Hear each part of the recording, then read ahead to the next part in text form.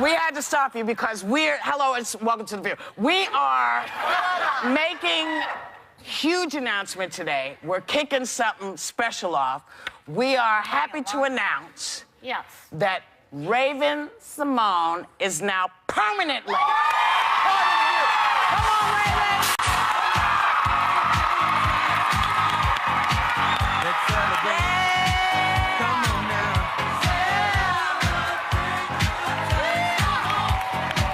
Let's celebrate. Come on, baby. We're gonna have a great time tonight. Let's celebrate. It's all right. We're gonna have a good time tonight. Let's celebrate. It's all right.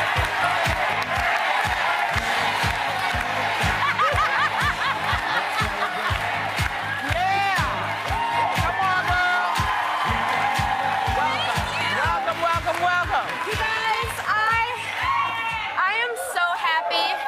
I remember coming on The View when I was 15 years old for the Cheetah Girls. Right. Didn't come back for the next Cheetah Girls. Came back again. Came with you and Broadway. Yes. And I'm very happy to be sitting with these smart, talented mentors. And I brought you gifts. Ah. Let's see. Nicole, you get chocolate. Thank you. She loves chocolate. I don't like normal presents. I like presents that you would normally not think. Yes. I heard that you love bacon. I don't work here and I get a gift. This is even better. Thank you. You gotta start somewhere. Right? I'll start right here. Tres leches? Tres leches, my favorite! Yes. Potato chips and watermelon. Thank you. You know. You get this. You need a fork? No, of course not. You guys, let's have some fun. All right. You ready? All right, because there's another person celebrating right now, and that is LeBron James, who scored 40 points last night to lead the Cavs to Game 3 victory over the Warriors. Did you guys watch? I watched.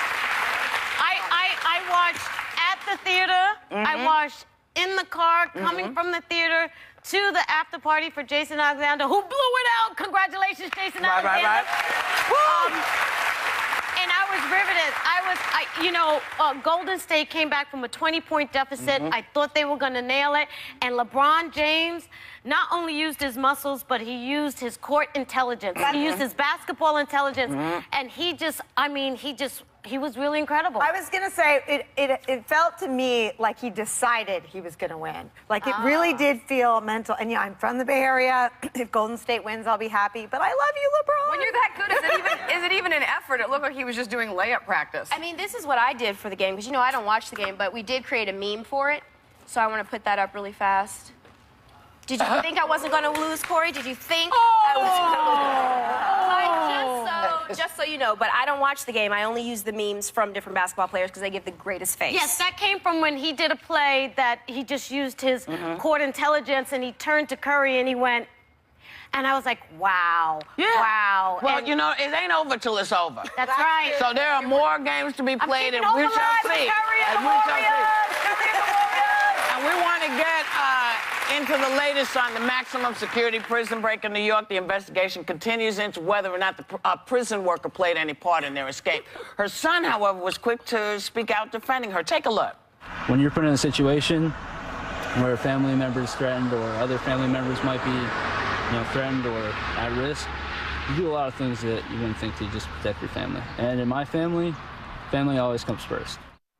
Well, again, this story is not going anywhere. It's kind of crazy. It's going to go on and on and on, but, They've been lost. They've been gone for 4 days. They say this is the longest. Normally, they're really fast with catching people, right? Well, if they they always say the first 48. The police. The first 48. Right, it's a TV show. Yes, but they were gone. They were gone in the first 48, and God only knows where they went. I hope they are up in the wilderness somewhere. Well, they said they They're went right south. behind us, actually. It's I get it. First day, I get it. This is the woman that helped them break out of prison, right? Well, no.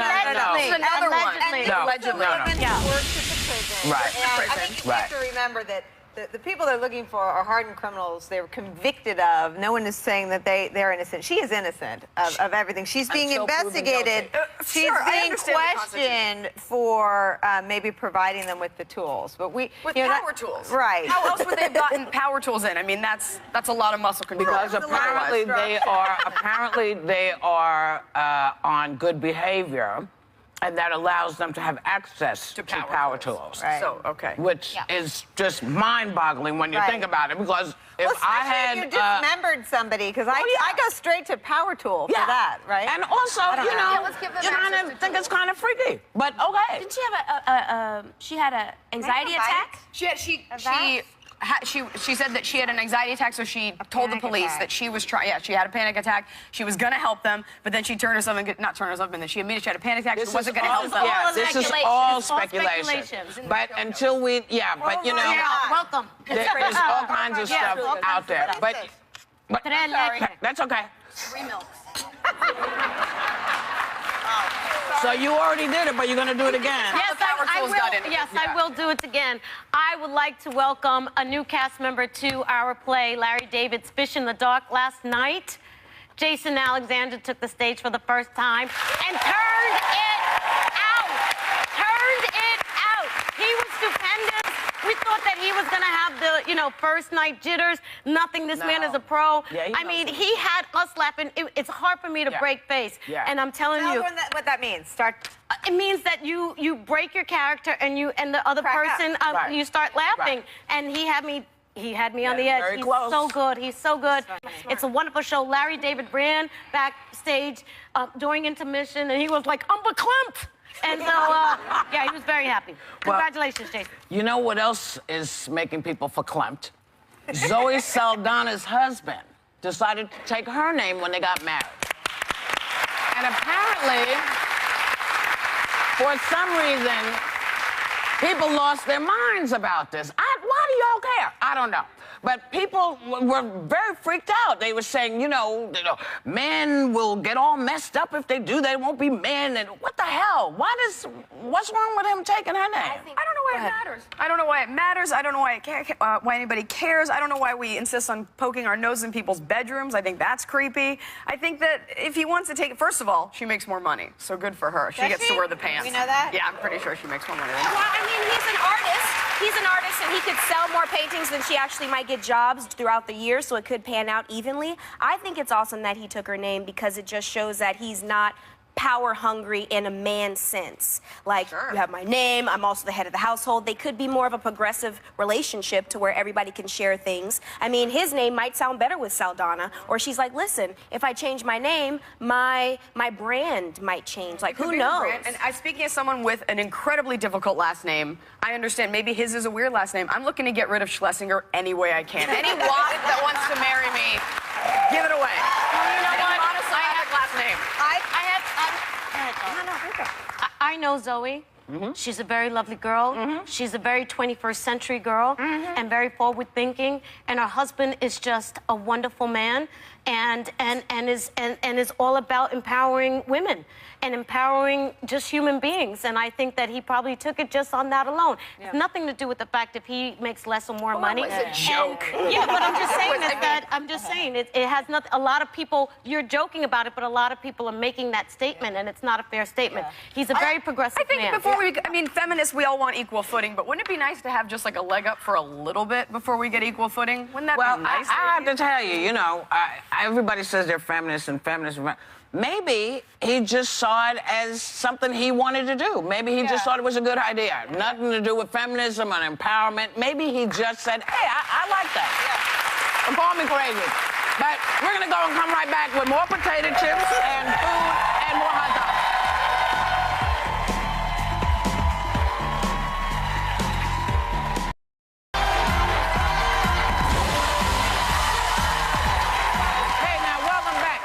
Republican presidential candidate Carly Fiorina says that she would run her administration like American Idol. She would let the people vote in real time about issues on their smartphone. What do you think? Good idea? Bad idea? I have a question. If the American people are voting on their phones, does that make her Simon Cowell?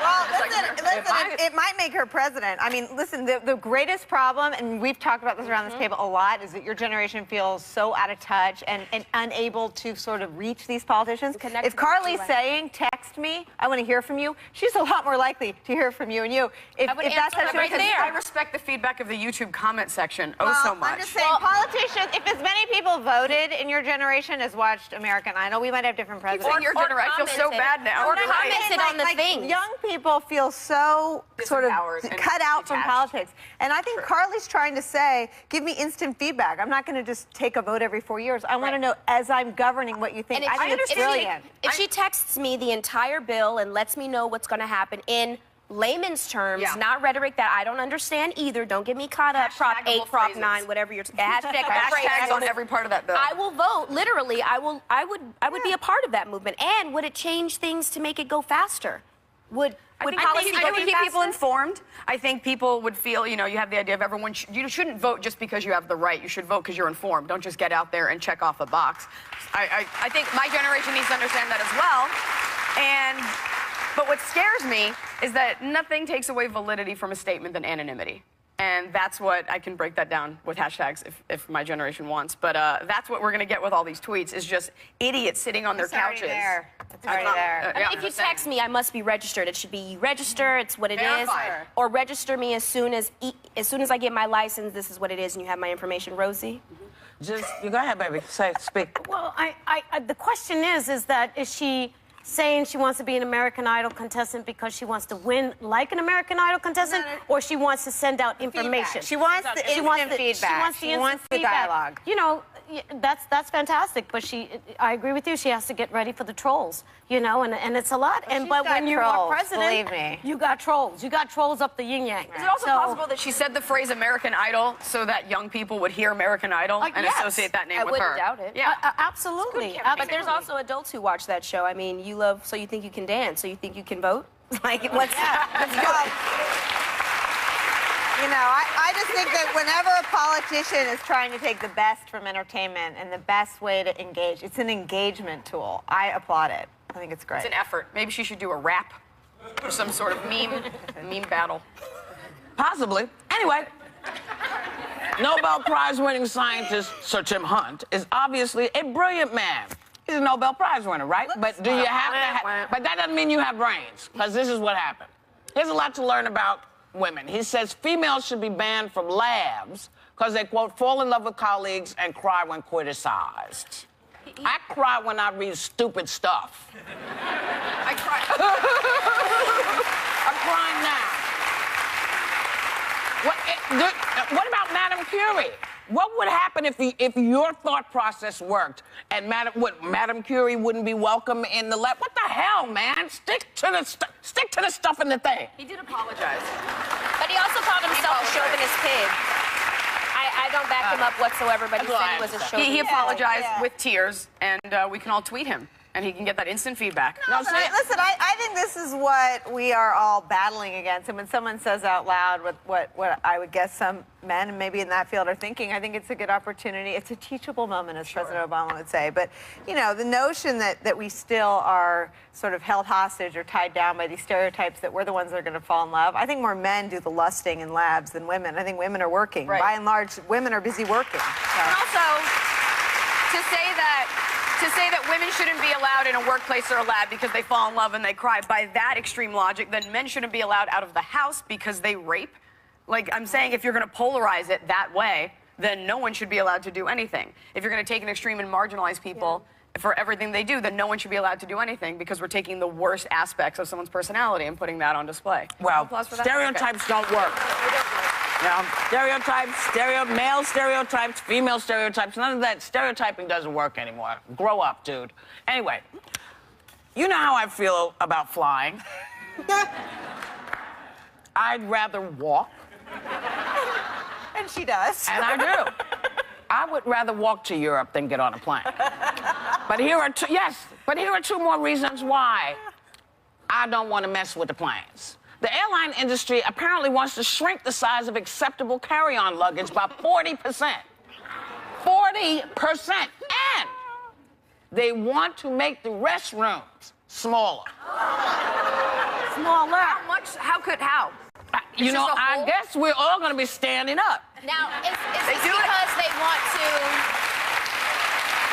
Is this because they want to make economy a little bit bigger with better seats? I Are they don't going to think bring it's altruistic like that. I think they There's no want to good make more trade-off money for us. and, This is and just- have more stuff. Wouldn't it stand to sad. reason then the food offered should also be 40% smaller?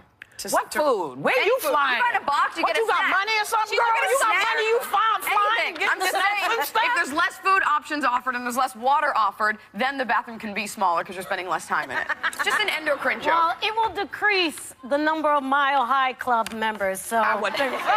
You know... Or Not we'll a be lot of seeing food. it more. Yeah. Which personally I don't want to do. Because if you make the bathroom smaller, they have nowhere to do the Mile High business except in the back of the plane. Have you been in an airplane bathroom? Like, there's no place now. I have a toddler, so I spend a lot of time in the airplane bathroom. He likes it there. I have a giant behind. I don't go in the bathroom. And, you know, I It's not can meant for barely me. get like a 30-pound toddler in there. The diaper. I mean, there's no room now. I mean, the only people having sex in those bathrooms are really, really tiny people. I mean, Here's my problem. What do they really expect us to do? When I get on a plane, I need to bring a bag to travel with. You're now charging me $50 to $100 for actually bagging, right, they're and then charging. shortening the Right. things. When I got here 2 months ago, I brought 3 bags. It cost me $600 Yeah. to pack my bags underneath the plane. Now, how am I supposed to do that? Go to FedEx? That's going to be That's more what people expensive. are That's doing. what That's what people are doing. doing. That's what I do. Yeah. I send everything by FedEx because it's ridiculous. They're still charging, you know, I'm obsessed. I know we have to go, but I have to say this. I'm still obsessed with the fact that they haven't taken the fuel tax off. I know. They said we have to charge more money because it's costing us more gas to use to fly the plane. Okay. So now when gas went to like 5 cents, how come the ticket price didn't fall? Why didn't that happen? You know, look.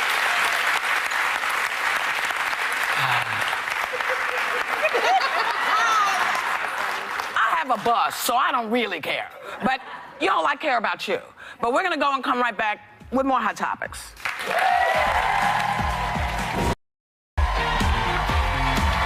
Hey, welcome back. You know, Apple says they're adding a new feature to their health app that lets people track how much sex they're having.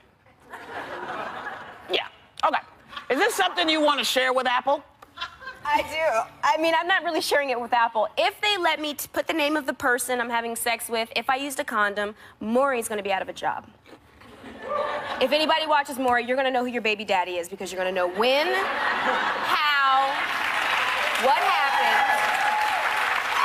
You're going to know who you need to tell if you contracted some type of STD. But what happens if you get hacked? Yeah, it's all going in the cloud. What if your mom finds out? You know, I was at the Apple store yesterday for 2 hours. It doesn't automatically go to the cloud. You could change the settings so the cloud doesn't know. Because we all understand the cloud. We're all thoroughly aware of how the cloud I learned works. it from Vince Vaughn. I am, because I want to know where my stuff is going, Yeah. and I want to know who has access to it. I want to know how easy it is to hack my cloud. It's so, really yeah. hard to find anything in You know? the cloud. I want to 2 know how hours. much sex the average person is having that we feel we need an app to track it. I also think they already. Thank you. I also think we already have an app that tracks sex. Isn't it called Tinder? They don't know Tinder. Come on, guys. Don't be a know Tinder. freaking bone here. It's my first day. It's my last day. No. Well, since that went so well, let's try something else.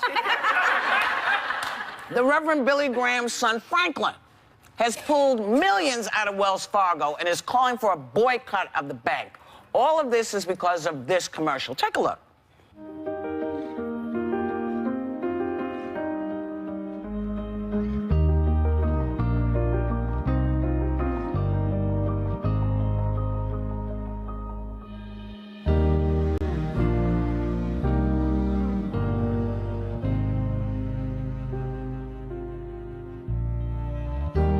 Everyone works hard for a reason. Working together, we can help you prepare financially for when 2 becomes 3. Wells Fargo. Together we'll go far. You should be ashamed of yourself. What kind of? I'm sorry. Can I? What kind of Christians Yeah. are you? I'm sorry.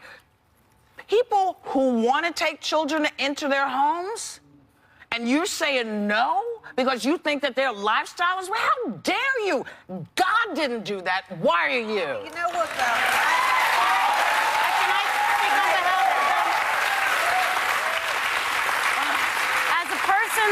As a person that was in the children's welfare system, the foster care system, we just want somebody to love us. Yeah. That's all. We don't care. When you're a child, you don't care if it's same sex, if it's traditional sex, it's whatever sex. It's a loving person, loving couple that want to take a child in and give them a proper home and love and support.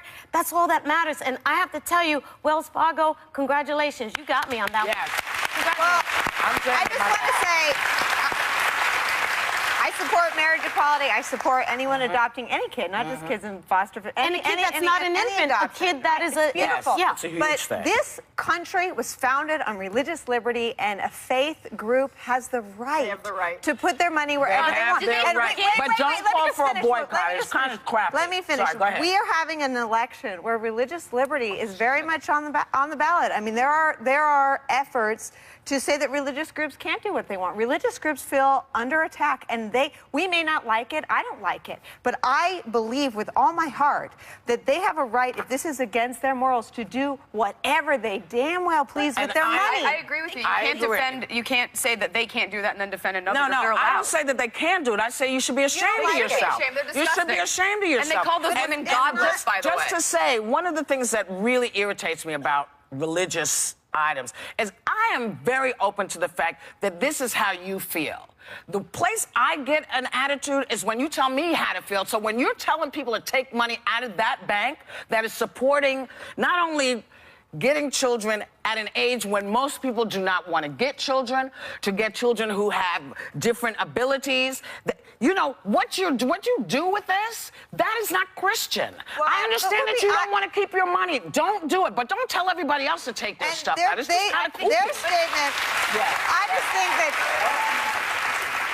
I think that we're moving into a point where what is the mainstream is acceptance of and welcoming of same-sex families. And that's where I stand. But I also am very wary of a culture that's nasty to people who want to protect their faith. These people it is not consistent with their religious beliefs. They have the right to put their money where it is. But they're also Christians. They're people who are supposed to be forgiving, understanding. Let's not forget where Christianity started. And they were persecuted by pagans, and they forgot that they were prosecuted. I think we're arguing two separate things, and I think when Chick-fil-A decided they weren't going to hire gay people, everyone thought that was abhorrent and disgusting. However, no, Chick-fil-A never said that. Chick-fil-A didn't say they weren't going to hire gay people. What the gentleman who owns Chick-fil-A said was that he did not believe in same-sex marriage. He spoke for But then himself. it's still gay people's rights not to buy that chicken. Absolutely. And so, Such a chicken. it's so good, it's so hard. Yes. But you can't. You have to be. You got, this is a everyone's right debate to that's be going to defended go on equally. because, you know, it's one of those things. We all have the right to do it, but, you know, be cognizant of what you're putting the kibosh on. I think that's what we're really saying. But, you know, we're going to go because we don't want to put any more kibosh on the fabulous Sam Waterston, who's going to be joining us. So